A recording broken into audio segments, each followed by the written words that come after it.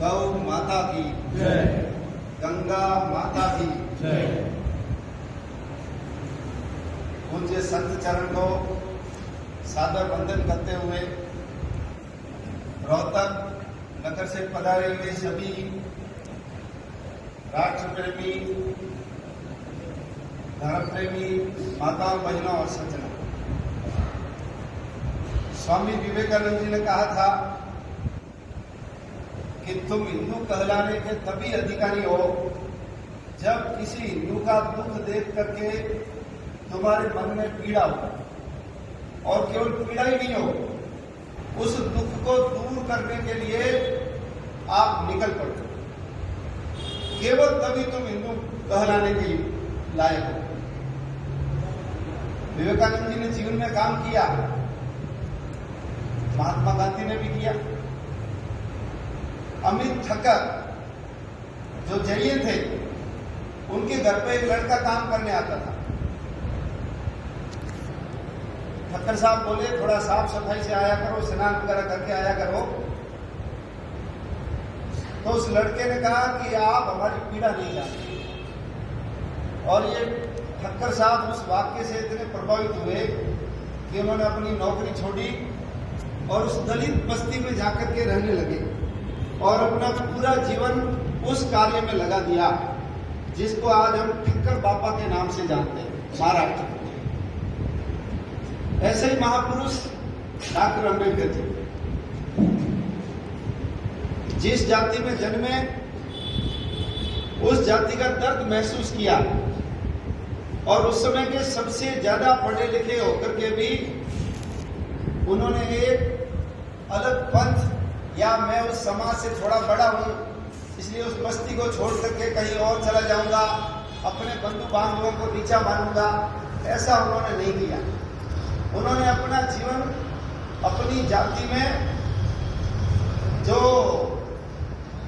तथाकथित अन्य जातियों के द्वारा जो छुआछूत और तिरस्कार आदि किया जाता था, उसके निराकरण के लिए लगे। उनको पता था कि बिना पढ़े लिखे मेरी बात कोई भी नहीं सुनेगा, इसलिए उस समय के सबसे ज्यादा पढ़े लिखे व्यक्ति कौन थे? डॉक्टर अम्बेडकर जी। विदेशों में जाकर के पढ़े, और जिस पुस्तकालय में वो सवेरे घुसते थे, एक ब्रेड का छोटा टुकड़ा और एक कप चाय पी करके शाम को जब 5 बजते थे, तो जो लाइब्रेरियन है वो कहता था, अम्बेडकर जी 5 बज गए, लाइब्रेरी बंद करने का समय हो गया है। और जब ये 5 बजे उठते थे तो पेट खाली होता था, लेकिन उनकी जेबों के अंदर किताबों के नोट्स बनाई हुई पर्चियां पूरी भरी हुई रहती थी। शाम को भोजन करते थे। जब वो वहां थे तो उनकी पत्नी ने कितना कष्ट उठाया, आप पढ़ेंगे तो अपने रोंगटे खड़े हो जाते हैं, आंसू निकल जाते हैं कि वास्तव में वो महिला भी कैसी विलक्षण महिला रही। अम्बेडकर जी ने मराठी में पुस्तक लिखी है, हिंदू कौन थे, अंग्रेजी में भी लिखी, हु वाज शूद्राज, शूद्र कौन थे। क्योंकि अम्बेडकर जी ने कोई बात केवल सुनी सुनाई, या किसी ने मेरे साथ अन्याय किया इसलिए मैं वापस बदला लूंगा, उस भावना से नहीं कहा। अम्बेडकर जी की सबसे बड़ी विशेषता थी कि जिस जाति ने उनके साथ अन्याय किया और वो जिस पद पे पहुंचे, तो चाहते तो वापस बदला ले सकते थे, नहीं ले सकते थे, ले सकते थे, लेकिन उन्होंने कहा दांत के नीचे कभी जीभ आ जाती है तो दांत नहीं तोड़े जाते। ये कौन है? ये मेरे समाज के ही लोग हैं, इसलिए मैं इसको ठीक करने का काम करूंगा। ये काम डॉक्टर अम्बेडकर जी ने कहा। अम्बेडकर जी ने कहा कि हमारा समाज बहुत पुराना है। संसद में जब भाषण हो रहा था उनका आजादी के बाद, तो नेहरू जी ने कहा कि हम 150 साल की आजादी के बाद, गुलामी के बाद आजाद हुए। 150 साल यानी क्या मतलब हुआ?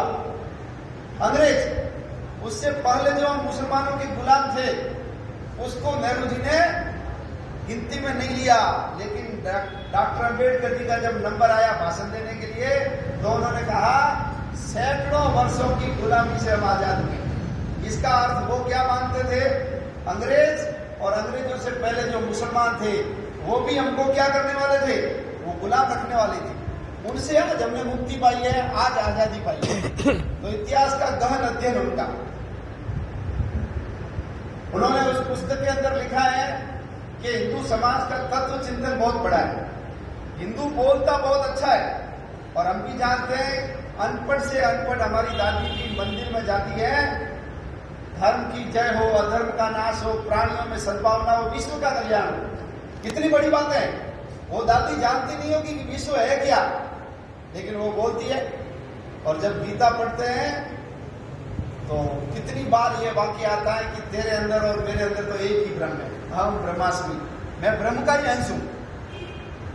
हमारे यहाँ नामदेव जी हुए, रोटी बना रहे थे, कुत्ता उठाकर ले गया रोटी तवे से, तो पीछे भागे, रोटी लेने के लिए नहीं, वो घी की कटोरी लेकर गए।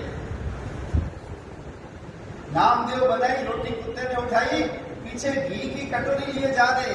प्रभु रूखी तो मत खाओ, जरा घी तो लगाओ, तूने शकल बना ली स्वान की, मुझे ओढ़नी ओढ़ा दी इंसान की, जर्रे जर्रे में झांकी भगवान की, किसी सूझ वाली आंख ने पहचान। घी लगा लो थोड़ा, रूखी खाओगे तो आनंद नहीं आएगा।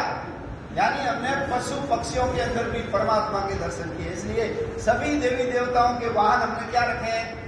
पशु पक्षी रखे। कोई नहीं है दुनिया में हिंदू के अलावा जो पशु पक्षियों से प्रेम करता हो। इतनी बड़ी बड़ी बातें। अंबेडकर जी ने कहा 6वीं शताब्दी से पहले भारत में छुआछूत नहीं थी। 6वीं शताब्दी यानी क्या? मोहम्मद बिन कासिम ने 712 में भारत में हमला किया। उससे पहले भारत में कोई उदाहरण छुआछूत के मिलते नहीं। राम जी का उदाहरण, गिलनी के वहां जाते हैं, मेयर खाते हैं, वो बलि होगी भील, लेकिन उनका जो कर्म था वो उनको ऋषि की उपाधि देता है। वो निषादराज गुरु के वहां जाते हैं, वो जो जटायु था उसका दाह संस्कार करते हैं। केवट के घर जाकर के भोजन करते हैं। निषादराज गुरु तो उस समय राजा थे। एकलव्य की बात आती है तो हमको ये वामपंथी विचारधारा के कारण अधूरी बात बताई जाती है। एकलव्य का अंगूठा काटा क्योंकि वो दलित था, लेकिन वास्तव में एकलव्य कौन था? जब द्रोणाचार्य ने पूछा तुम्हारा पूरा परिचय बताओ, तो एकलव्य ने कहा मैं जरासंध के प्रधान सेनापति हिरण्यधनु का बेटा हूं। यानी एकलव्य के पिताजी कौन थे? वो जरासंध के प्रधान सेनापति थे। इसका अर्थ हुआ या तो एकलव्य दलित था नहीं, और यदि वो दलित था तो दलित क्या हुआ करते थे? दलित उसमें राजा बना। ये हमारे सामने उदाहरण है। दुर्योधन के मेवा त्यागे, साग विदुर घर खाई, सबसे ऊंची प्रेम सगाई, भगवान श्री कृष्ण का उदाहरण है। विदुर सामान्य जाति में पैदा हुआ, लेकिन क्या बना? वो उसमें महामंत्री बने, महामंत्री। तो हमारे यहाँ मनुस्मृति कहती है जन्मना जायते शूद्रा, जन्म से सब कौन है? शूद्र है। संस्कारा द्विजुच्यते, संस्कार से सब द्विज बनते हैं। वेद पठामी भवेत विप्रा, जो वेदों को पढ़ लेगा वो विप्र है। और ब्रह्म जानामि इति ब्राह्मण, जो ब्रह्म को जान लेगा वो ब्राह्मण कहलाता है। आप देखिए हमारे हिंदू धर्म में 3 बड़ी पुस्तकें हैं। रामायण है, लेखक कौन है? वाल्मीकि। महाभारत है, लेखक कौन है? वेद व्यास। और हमारा संविधान, लेखक कौन है? डॉक्टर अम्बेडकर। यानी 3 बड़ी पुस्तकों के जो लेखक हैं वो कौन है? वो ब्राह्मण कुल में पैदा नहीं हुए, वो आज का जो SC और ST बोलते हैं उसमें पैदा हुए, लेकिन उनका जो काम है वो कैसा था? वो ब्राह्मणों जैसा काम था। इसलिए हम सब लोग बोलो उनको नमन करते हैं या नहीं करते? नमन करते। अम्बेडकर जी ने कहा कि एक शूद्रक नाम राजा था। बाण भट्ट की एक पुस्तक है कादम्बरी, बाण भट्ट लेखक है उसका। तो उसके अंदर आता है एक शूद्रक राजा, वो विवाह किससे करता है? वो विवाह करता है उस समय की चांडाल कन्या से। उसका नाम ही चांडाल कन्या लिखा है। यदि छुआछूत होती, भेदभाव होता तो शूद्रक चांडाल कन्या से विवाह नहीं करता। वेद व्यास की मां कौन थी? वेद व्यास की मां थी सत्यवती, जो नाव चलाने का काम किया करती थी। हमारे परशुराम जी हुए, भगवान परशुराम, उनके पिताजी ब्राह्मण थे, लेकिन माँ कौन थी? माँ क्षत्रिय थी। उनसे परशुराम जी पैदा हुए। एक नहीं, ऐसे अनगिनत उदाहरण है। नारद कौन थे? गणिका के पुत्र थे। हमारे जो वेदों में ऋचाएं हैं, महिदास जिन्होंने ऐत्रेय ब्राह्मण नाम का ग्रंथ लिखा, वो वैश्य के बेटे थे। तो हमारे यहाँ जन्म से नहीं होता था, कर्म से होता था। लेकिन अंग्रेजों ने धूर्तता से क्या किया? वर्ण व्यवस्था को जाति व्यवस्था में बदल दिया। आज के उदाहरण में मैं समझाऊंगा। तो हमारे यहाँ सरकारी नौकरियां होती है, फर्स्ट ग्रेड होते हैं, ये जो टीचर होते हैं first grade teacher, second grade, third grade, और जो स्कूल में कॉलेज में झाड़ू लगाता है, घंटी बजाता है, पानी पिलाता है, यानी जिसको चपरासी बोलते हैं, उसको हम क्या बोलते हैं? फोर्थ क्लास बोलते हैं। क्या फोर्थ क्लास की नौकरी जब निकलती है, ब्राह्मण फॉर्म नहीं भरते क्या? और यदि ब्राह्मण की नौकरी लग जाएगी तो वो जन्मा तो ब्राह्मण के घर में, लेकिन उसका कर्म क्या हो गया? कर्म SC और ST वाली हो गया। यानी हम जो कह सकते हैं, जो पुरानी भाषा में शूद्र वाला काम हो गया। और यदि कोई शूद्र है और वो कलेक्टर बन गया, SP बन गया, तो जन्मा तो भले उस जाति में होगा, लेकिन उसका कर्म क्या हो गया? क्षत्रिय और ब्राह्मण वाला हो गया। यही सिस्टम पहले भारतवर्ष में था, लेकिन अंग्रेज तो बहुत दूर थे ना, उन्होंने दूरता से ये सारा बदल दिया, ये बदल दिया। और अंबेडकर जी जिस काम के लिए जिंदगी भर लगे रहे, तो उन्होंने कहा कि ये भारत के अंदर आ कैसे गई? हमारे यहाँ तो ऐसे उदाहरण नहीं थे, ये क्यों आई? तो उन्होंने बताया ये सब 1200 सालों की गुलामी के कारण आया, और जिसमें से अधिकांश जो बीमारियां हैं वो मुसलमानों के शासनकाल के अंदर आई। मैं कुछ आपको उदाहरण बताता हूँ। आपके इधर तो घूंघट प्रथा नहीं है, राजस्थान में बहुत है। मुंह ढक करके रखते हैं लोग। क्यों ढक करके रखते हैं? जबकि रामायण में सीता और राम का देखा होगा आपने भी, कोरोना में सीरियल आया था, सीता ने तो मुंह नहीं ढका। हमारी मूर्तियां देख लो, शिव जी और पार्वती है, पार्वती ने नहीं ढका। महाभारत में भी द्रौपदी आदि क्या, किसी भी महिला ने मुंह नहीं ढका। तो हमारे यहाँ मुंह ढकने की प्रथा क्यों आई? तो मुंह ढकने की प्रथा आई मुसलमानों के कारण। भारतवर्ष में जब मुसलमानों ने आक्रमण किया, तो उससे लड़ते हुए हमारे 50 करोड़ लोग मरे। 50 करोड़। ये जो गीत गाते हैं ना, दे दी हमें आजादी बिना खड़ग बिना ढाल, ये इससे झूठा गीत दुनिया में कोई नहीं है, ध्यान रख लेना। 50 करोड़ लोग मरे, तब जाकर 15 अगस्त 1947 को आजादी की देवी का पदार्पण भारत में हुआ। और ये भारत के जितने मुसलमान हैं, ये सब पहले हिंदू थे। इनसे पूछेंगे तुम 22 पीढ़ी पहले, 25 पीढ़ी पहले कौन थे, तो इनकी गोत्र क्या निकलेगी? ये हिंदू निकलेगी।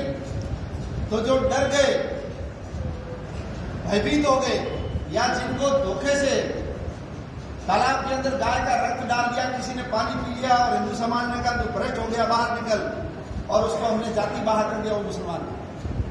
तीसरे वो लोग थे जो बलिदान तो नहीं हुए, मुसलमान भी नहीं बने, लेकिन थक गए, हार गए। तो उन लोगों को मुसलमानों ने प्रताड़ित करके वो काम करवाए जिसको हम अच्छा नहीं मानते। और जो मुस्लिम धर्म बढ़ा है दुनिया में, वो 2 कारण बढ़ा है। नंबर 1 पैसा, और नंबर 2 भोग। ये गैंग थी, लुटेरे। उन्होंने कहा कि तुमको पैसा चाहिए, हाँ चाहिए, चलो भारत लूटेंगे, और जितना लूटेंगे 60% तुम रखना। राजा ने कहा 40% मुझे देना। तो ये सारी गैंगें भारत के अंदर आई। सोमनाथ आदि जो लूटा है, आप सब उसको जानते हैं। और दूसरा, महिलाओं को उठाकर लाएंगे। भारत में बहुत सुंदर महिलाएं होती हैं। तो आप देखो, हमारी पद्मिनी शादीशुदा थी, उसके पीछे अलाउद्दीन खिलजी पड़ गया और 16,000 रानियों को जिंदा जलना पड़ा। तो महिलाओं को ले जाते थे। तो महिलाओं ने अपनी सुरक्षा के लिए एक तरीका निकाला, मुंह ढक के रखो, न तो मुसलमान देखेगा, न कोई ले जाएगा। तो ये घूंघट प्रथा किसके कारण आई? मुसलमानों के। हमारे यहाँ विवाह दिन में होते थे, सभी भगवानों के विवाह दिन में हुए, कृष्ण के चाहे शंकर भगवान के। लेकिन विवाह के बाद तुम्हारी पत्नी हमारे साथ रहेगी 7 दिन, फिर तुमको देंगे। तो हमने चोरी छुपे विवाह करना शुरू किया। तो भारत में विवाह दिन की जगह कहाँ होने लगे? रात को होने लगे। जिधर मुसलमानों का आक्रमण रहा है, वहाँ दिन में नहीं, रात में। और आप दक्षिण भारत यानी गुजरात से नीचे चले जाओ, वहाँ विवाह कब होते हैं? वहाँ शिवाजी खड़े थे, मुसलमानों को आगे जाने नहीं दिया। वहाँ आज भी विवाह दिन में होते हैं, आसाम में भी दिन में होते हैं। हमारी सबकी दादी परदादी अनपढ़ है, द्रौपदी पढ़ी लिखी, सीता पढ़ी लिखी, तो बाकी लोग अनपढ़ कैसे हो गए? स्कूल जाते थे, उठा के ले जाते थे मुसलमान। हमने कहा स्कूल जाना बंद कर दो। जैसे कोरोना में स्कूल बंद की ना, जिंदा रहना जरूरी या पढ़ना जरूरी? जिंदा रहेंगे तो फिर पढ़ लेंगे, मर गए तो कौन पढ़ेगा? तो हमारी दादी परदादी सब उसके कारण स्कूल जाना बंद हो गई थी, सब अनपढ़ हो गए। बलात्कार कभी भारत में था ही नहीं, हमारे किसी ग्रंथ में बलात्कार का उदाहरण नहीं है। पांडवों और कौरवों का युद्ध हुआ, कभी दुर्योधन ने पांडवों के या पांडवों ने ये कौरवों के किसी महिला से छेड़ाछाड़ी नहीं की। भगवान राम सेना लेकर के गए, मजाल है किसी व्यक्ति ने लंका की किसी स्त्री के सामने देखा। और हमारे हनुमान जी जैसे तो रात को घूम के आ गए सीता माता की खोज के लिए, लेकिन किसी महिला की तरफ को दृष्टि नहीं डाली। ये बलात्कार भी किसके कारण आया? भारत में मुसलमानों के कारण। ताला घर में लगाते नहीं, चोरी करते नहीं, चोरी ये करते थे इसलिए ताला आ गया। ये जितनी भी गालियां हैं ये हिंदी और संस्कृत में नहीं है, ये सब उर्दू में। ये सब इन लोगों के कारण आई। मांस का उपयोग हम करते नहीं थे, क्योंकि हमारे यहाँ पपीते, चीकू, संतरे, बहुत भगवान ने चीजें बनाई, मांस क्यों खाना? लेकिन ये अरब, ईरान, तुर्किस्तान, अजरबैजान, समरकंद, ताशकंद, जहाँ ये चीजें नहीं होती, मांस ही खाते थे। और जब ये बड़ी बड़ी सेनाएं लेके आते थे तो हमारे पूर्वजों ने कहा अनाज छुपा दो, अनाज जला दो, भूखे मरेंगे तो अपने आप भाग जाएंगे। भूखे मरते क्या करते? तो इन्होंने पशु मार मार के खाने लगे। और पशु कौन मार के लाएगा? तो इन लोगों को कहा जो हारे हुए थे कि तुम हमारे लिए मांस लाओ, नहीं तो तुमको मुसलमान बना देंगे। तो ये जो चमड़े का काम है, मांस का काम है, ये सब मुसलमानों के कारण आया। भगवान राम के जूते देखे होंगे आपने, चमड़े के नहीं है, किसके हैं? लकड़ी की खड़ा हुए। तो हम चमड़े का उपयोग कभी करते नहीं थे, इनके कारण आया। घोड़े की लगाम हो, चाहे हाथी का औदा कसने वाली जीन हो, हमारे यहाँ सूत, कपास, रेशम, मलमल था, इसलिए हम चमड़े का उपयोग करते नहीं थे। हमारे एक राजा के एक रानी होती थी, और सुरक्षा की दृष्टि से वो किले में ही लेटरिन जाते थे। लेकिन मुस्लिम बादशाह के 300-300, 400-400 बेग में होती थी। वो सब जबरदस्ती पकड़ पकड़ करके लाई हुई होती थी। अब वो किले से बाहर जाएगी तो अपने घर चली जाएगी, भाग जाएगी, इसलिए उसको किले से बाहर जाने मत दो। तो 20 बाई 20 के प्लॉट में राजा और रानी यदि लेटरिन जाएंगे तो साथ पर चल जाएगा, कोई दिक्कत नहीं है। लेकिन उसमें 300 लोग लेटरिन जाएंगे तो बदबू आने लगी, क्या करें? इनको कहा तुम मत उठाओ, नहीं तो तुमको मुसलमान बनना पड़ेगा। इन्होंने विचार किया क्या करें, मुसलमान बने या मन उठाएं?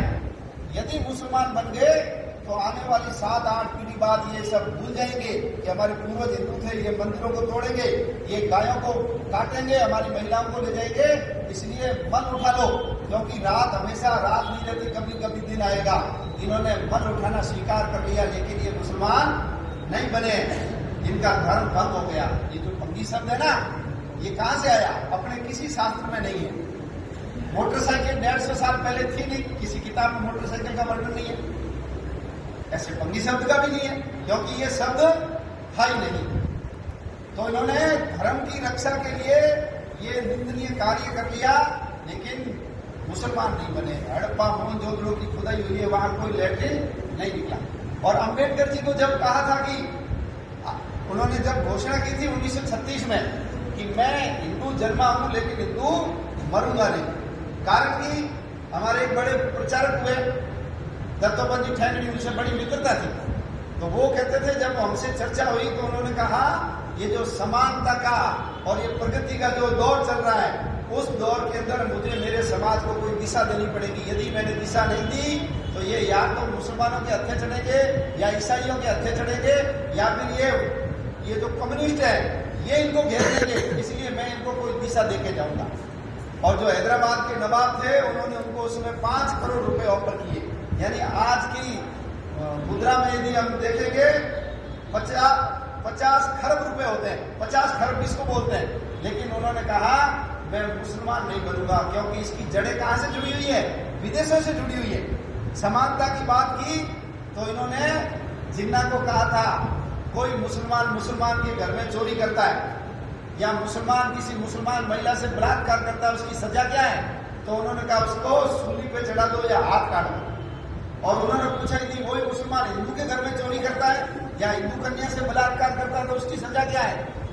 तो जिन्ना ने कहा ये तो काफिर है, और काफिर के साथ कुछ भी करो, उसकी जड़ जोरू जमीन, मुसलमान उसके साथ कुछ भी करे, हमको कोई फर्क नहीं पड़ता। उन्होंने कहा हम कभी भी इसमें नहीं जाएंगे। और तुम एक हो ही नहीं, एक होते तो भारत दुनिया में इतने मुसलमानों के देश क्यों है?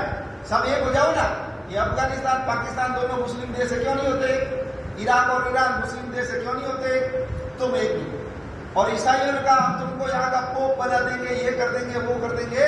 तो उन्होंने भी कहा कि तुम्हारे यहाँ भी रोमन है, कैथोलिक है, ये प्रोटेस्टेंट है, मोरमन्स है, सेवंथ डे एडवेंटिस्ट है, जैकोबाइट्स है, कितनी सारी जातियां हैं। एक दूसरे के चर्च में नहीं जाते आप। मैं ईसाई नहीं बनूंगा।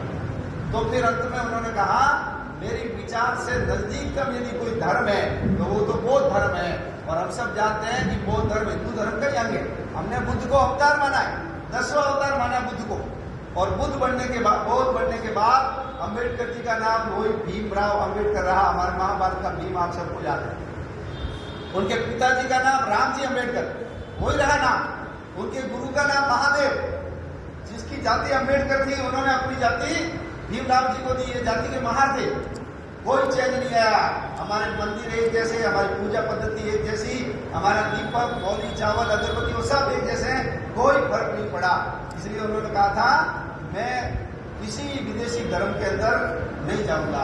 ऐसा का ऐसा विचार उस समय भी किया इन्होंने। अंबेडकर जी यदि मुसलमान हो जाते तो भारत में उस समय 8 करोड़ दलित थे और 1947 में देश का विभाजन नहीं होता, उससे पहले ही हो जाता। और आज जितनी जमीन गई है उससे ज्यादा जमीन हमारी चली जाती। अंबेडकर जी का हमारे ऊपर ऋण है कि वो कभी विदेशी धर्म में नहीं गए। तो उन्होंने विचार किया मुसलमान नहीं बनना। तो ये सब क्षत्रिय योद्धा है, ये सब क्षत्रिय है। इसलिए दलितों में जितनी जातियां हैं आप सब जातियां मिला लेना। ये जातियां किससे निकली हुई हैं? ये सब क्षत्रियों से निकली हुई है। भाटी है, उसमें चौहान है, परमार है, सोनगरा है, ये सब क्षत्रियों की जातियां आज उनमें मिलती है। और ये कि ये जातियां किसमें मिलती हैं?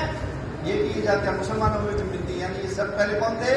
एक हिंदू थे, डर के मारे मुसलमान बने। घर में सुअर पालो, घर में सुअर रहेगा तो मुसलमान आएगा नहीं। क्योंकि सुअर क्यों पालते हैं? कोई उपयोग नहीं सुअर का। मांस खाते नहीं थे, चमड़े का उपयोग करते नहीं थे। सुअर का दूध काम आता नहीं है। सुअर के ऊपर बैठ करके घोड़े की तरह चल नहीं सकते। उसको किसी बैलगाड़ी के अंदर ऐसे जोतते हैं, वैसे जोत भी नहीं सकते। सुअर क्यों रखा? घर में सुअर रहेगा तो मुसलमान घर में नहीं आएगा। क्यों? सुअर को मुसलमान हराम मानता है। तो हमने अपनी रक्षा के लिए सुअर पाला घर में। और हमारी बच्चियों को कहा कि तुम सुअर के कान को काट के लॉकेट बना लो। तो सुअर यदि हराम है तो जिसके चमड़ा लटका हुआ वो भी हराम। तो तुम्हारी सुरक्षा हो जाएगी। खून का टीका लगाओ सुअर के, हराम, तुम्हारी रक्षा हो जाएगी। सुअर के बाल काट करके ताबीज बना लो, अंगूठी बना लो। और आपने देखा होगा कई जगहों पे रस्में हैं, जब दुल्हन घर में आती है तो एक लाल रंग की थाली भर के उसके पैर डुबोए जाते हैं और फिर वो घर में प्रवेश करती है। ये पहले क्या करते थे? ये सुअर का खून डालते थे थाली के अंदर और उसमें पैर डुबो करके उसको अंदर लेते थे ताकि इस कन्या की क्या हो जाए? कन्या की रक्षा हो जाए। रक्षाबंधन भी भाई बहन का त्योहार था, बन गया। लेकिन सबसे पहली राखी किसने बांधी? इंद्राणी ने इंद्र के हाथ में बांधी है। देशभक्ति का सबसे बड़ा त्योहार हुआ करता था रक्षाबंधन। ब्राह्मण सबके हाथों में राखी बांध करके देश समाज धर्म की रक्षा की संकल्प दिलवाते थे। लेकिन महिलाओं को लगा मुसलमान ले जाते हैं, मेरे जितने ज्यादा भाई होंगे मेरी रक्षा होगी। तो एक महिला ने 100-100, 200 भाई बनाने शुरू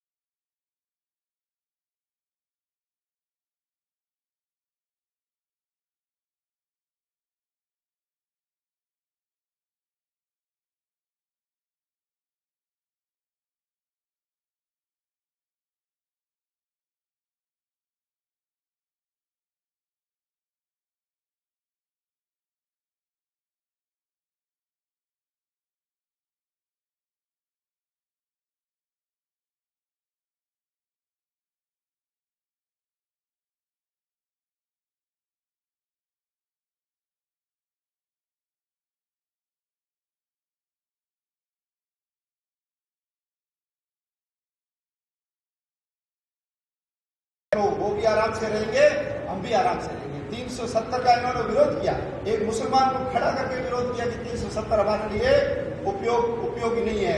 तिब्बत की बात आई थी तो कहा था तिब्बत ही रहना चाहिए, बफर स्टेट था वो। यदि तिब्बत चला गया चाइना के हाथ में तो चाइना की जो सीमा है उनका बॉर्डर ठेठ भारत से लग जाएगा। और आज हम जानते हैं तिब्बत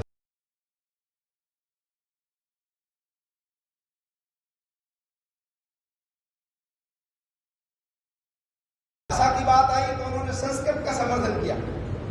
राजभाषा कौन सी होनी चाहिए? संस्कृत होनी चाहिए। देश का ध्वज कौन सा होना चाहिए? ध्वज कमेटी बनी थी, वो ध्वज कमेटी में अम्बेडकर जी भी थे। अपने कार्यकर्ताओं से मिले और उनको कहा अम्बेडकर जी आप ध्वज कमेटी में हो, देश का झंडा भगवा झंडा होना चाहिए, जो कभी राम के हाथ में था, कभी हरिश्चंद्र के हाथ में था, कभी महाभारत में देखते हो, ये होना चाहिए। तो अम्बेडकर जी ने कहा वहां तो मैं बोल दूंगा, लेकिन नीचे भी आपको आंदोलन चलाना पड़ेगा, और आंदोलन यदि नहीं चलाया तो हमारी बात नहीं सुनी जाएगी। और चलते चलते उन्होंने मजाक में कहा था कि देश का राष्ट्रीय ध्वज भगवा तो हो जाएगा, लेकिन कोई दलित संसद भवन के ऊपर चढ़ करके भगवा झंडा लगाएगा, तुम लगाने तो दे दोगे? इसका मतलब है उन्होंने कहा था कि आप लोगों को भी पहल करके ये छुआछूत जैसी बात खत्म करनी चाहिए। लोकमान्य बाल गंगाधर तिलक ने कहा था कि आर्य बाहर से आए, अम्बेडकर जी ने विरोध किया। तिलक तो उस समय बहुत प्रभावी व्यक्ति थे, उन्होंने कहा आर्य कहीं से भी बाहर नहीं आए। मैंने वेद पढ़े, 35 बार आर्य शब्द आया है, और गंगा का वर्णन है वेदों के अंदर, घोड़ों का वर्णन है। ये उत्तरी ध्रुव या मध्य एशिया में गंगा और घोड़े नहीं रहते, इसलिए यही के। महात्मा फूले जो धार्मिक गुरु थे इनके, महात्मा फूले ने कहा ये जो ब्राह्मण है ये सब ईरान से आए हुए। उन्होंने अपने गुरु का विरोध किया कि नहीं आप गलत हो, हम सबका डीएनए एक है, हमारे गोत्र एक है, कोई ब्राह्मण कहीं बाहर से नहीं आया, ऐसे पखर। और इन्होंने तो भगवान बुद्ध की जो सारी पुस्तकें पढ़ी, उन्होंने बहुत सारी बुद्ध की बातों का भी विरोध कर दिया। उन्होंने कहा कि जो बुद्ध ने कहा कि घर छोड़ देना चाहिए, उन्होंने कहा घर छोड़ना जरूरी नहीं है। बुद्ध ने घर छोड़ा 19 साल की उम्र में। उन्होंने कहा 19 साल की उम्र तक बुद्ध ने किसी मरे हुए व्यक्ति को देखा ही नहीं। उन्होंने कहा ऐसा संभव है क्या कभी कि 19 साल हो जाए कोई आदमी मरता है उसको कोई देखता नहीं है? हम सब देखते हैं, अड़ोसी पड़ोसी करता है, ये संभव नहीं है। उन्होंने कहा कि बौद्ध धर्म आत्मा की अमरता को स्वीकारता नहीं, लेकिन पुनर्जन्म को स्वीकारता है। तो जब आत्मा नहीं है तो पुनर्जन्म कैसे हो सकता है? ऐसी बहुत सारी बातों का उन्होंने उनका खंडन किया। यानी किसी चीज को वो पढ़ते थे तो अंधभक्त होकर के नहीं पढ़ते थे, वो पूरी तल्लीनता से और अपनी बुद्धि लगा करके वो काम करते थे। तो ऐसा महान देशभक्त यदि कोई व्यक्ति है तो वो कौन है? ये डॉक्टर अम्बेडकर जी। अपन सब लोगों को उस व्यक्ति के जीवन को समझना चाहिए। अम्बेडकर जी हमारा जो पुणे में वर्ग लगा हुआ था, क्योंकि जो अम्बेडकर जी काम कर रहे थे वही काम डॉक्टर हेडगेवार कर रहे थे। हेडगेवार कौन? संघ के संस्थापक, राष्ट्रीय स्वयंसेवक संघ आरएसएस के संस्थापक हेडगेवार जी भी कर रहे थे। और उनके वर्ग के अंदर जब वो आए थे तो 525 संख्या थी। अम्बेडकर जी ने पूछा इसमें दलित कितने, अछूत कितने? हमने कहा कोई अछूत है ही नहीं यहाँ।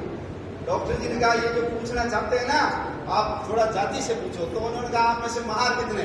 तो कुछ लोग खड़े हुए। किसी ने कहा चमार कितने? तो फिर खड़े हुए। फिर किसी ने कहा हरिजन कितने? तो वो खड़े हुए। और उन्होंने अंत में डॉक्टर जी को कहा कि धन्य हो डॉक्टर हेडगेवार, मैं जिस काम के लिए इतने वर्षों से मेहनत कर रहा हूँ, आपने तो इन सभी जातियों को, SC ST की और अन्य जातियों को एक जाजम पे बिठा करके भोजन करा दिया। आप महान हो, लेकिन आपकी गति बहुत धीरे है और हमारा समाज इंतजार नहीं कर सकता, इसलिए मुझे और गति से काम करना पड़ेगा और दिशा देनी पड़ेगी। देश की आजादी के बाद भी अपन सब लोगों ने इस समस्या को गंभीरता से लिया और ठीक करने की कोशिश की। याद होगा राम मंदिर का आंदोलन चला। राम मंदिर का जब शिलान्यास किया गया तो वो जो ईंट रखी गई, किससे रखवाई? ये कामेश्वर चौपाल नाम के हरिजन से रखवाई। मंडलेश्वर महामंडलेश्वर शंकराचार्य से नहीं रखवाई। क्यों? क्योंकि समाज में संदेश जाना चाहिए, ये हिंदू समाज का अभिन्न अंग है, इसलिए कामेश्वर चौपाल से। उस समय राम ज्योति आई थी। ये जो कालाराम मंदिर में प्रवेश का जो आंदोलन चला उसमें जो अम्बेडकर जी के साथ थे उसी व्यक्ति से राम ज्योति प्रज्वलित कराएंगे। काशी में जब विश्व हिंदू परिषद का सम्मेलन हुआ, भोजन कहाँ करेंगे? भोजन करेंगे जाकर के हम डोम राजा के वहां। डोम राजा कौन? जहाँ राजा हरिश्चंद्र बिके थे और जहाँ उन्होंने नौकरी की थी उनके घर में जाकर के भोजन किया। आज हमारे इस बस्तियों में सेवा कार्य चलते हैं, संस्कार केंद्र चलते हैं, वाल्मीकि जयंती, रैदास जयंती, अंबेडकर जयंती, ये सब वो तो मनाते ही है एससी और एसटी वर्ग के लोग, लेकिन बाकी लोग भी ये सब अपने प्रयास से मनाने और ये काम करना आरंभ किया। हमने एक मंत्र बोला है, हिंदवः सोदरा सर्वे न हिंदू पतितो भवे। कोई हिंदू पतित हो ही नहीं सकता कभी। मम दीक्षा हिंदू रक्षा, मम मंत्र समानता। मेरी दीक्षा हिंदू की रक्षा और समाज में समानता आ जाए, ये मेरा मंत्र है। और संघ के तीसरे सरसंचालक हुए बाला साहब जी देवरस, उन्होंने कहा था कि यदि छुआछूत पाप नहीं है तो दुनिया में कुछ भी पाप नहीं है, यानी छुआछूत महापाप है, इसको छोड़ना चाहिए। और वीर सावरकर जी ने तो अम्बेडकर जी की प्रशंसा करते हुए कितनी बड़ी बड़ी बातें की। उन्होंने सावरकर जी ने कहा, घर में कुत्ता आता है, आज भी घरों में कई कुत्ते पालते हैं। बिल्ली हमारा दूध पी करके जाती है, 5 किलो का भगोला दूध पी जाए बिल्ली जीभ से, हम भगोला दूध नहीं फेंकते बाहर। 15 किलो के पीपे में यदि चूहा गिर जाए तो हम घी कभी नहीं फेंकेंगे, चूहे को फेंकेंगे तो चूहा नालियों में घूमता है। मक्खी पता नहीं कहाँ बैठती है, रोटी पे बैठती है, हम खाते हैं। माँ ने हमारी गंदगी साफ की, उसी के हाथ की रोटी खाते हैं। हमने हमारी गंदगी साफ की, उसकी रोटी खाते हैं। लेकिन हमारे जैसे हाड़ मांस का जो व्यक्ति है, घर की सफाई है, आज वो टीचर बन गया, पटवारी बन गया, या फिर कोई सरकारी नौकरी में आ गया, लेकिन उस जाति का इसलिए मेरे घर में नहीं आएगा, मैं उसके घर में नहीं जाऊंगा, मैं मंदिर में नहीं घुसने दूंगा, मैं उसको पानी का गिलास लोटा हाथ में नहीं दूंगा। यदि ऐसा व्यवहार हिंदुओं का रहा तो ये फिर कहाँ जाएंगे? इधर भी तो तैयार बैठे हैं इनको तोड़ने के लिए। समाज की सबसे कमजोर कड़ी है, वो जाकर उनको तोड़ेंगे और ये अलग कर देंगे। वो नारे तो लगाते हैं ना, भारत तेरे टुकड़े होंगे, ईसा अल्लाह। तो टुकड़े कब होंगे? जब जातियों के टुकड़े होंगे। तोड़ने के लिए वो लगे हुए हैं। इसलिए हम सब उनकी बस्तियों में जाए। और आप सबसे भी निवेदन है कि आप सब लोग एक व्यक्ति को ऐसा मित्र बनाओ जो जाति का एससी और एसटी का हो, वो मेरे घर आ सकता है, भोजन कर सकता है, घर वालों को पता है इस जाति का है, फिर भी हमारे बेडरूम में आ सकता है, और मैं भी उसके घर में मेरे परिवार को ले जाकर के भोजन कर सकता हूँ। 100 भाषणों से एक प्रैक्टिकल करके दिखाना ज्यादा महत्वपूर्ण होता है। इस विषय के अंदर अम्बेडकर जी ने काम किया। अपन सब लोग इसकी गंभीरता को समझ करके उनके बताए हुए रास्ते पर चले। संघ, विश्व हिंदू परिषद, बजरंग दल ये सब कर रहा है। समाज के आम व्यक्ति भी ये सब कार्य करें, ऐसा ही अम्बेडकर जी के जीवन का संदेश है। आज उस महापुरुष को मैं सादर श्रद्धांजलि देते हुए अपनी बात पूरी करता हूँ। बोलिए भारत माता की जय। भारत माता की जय।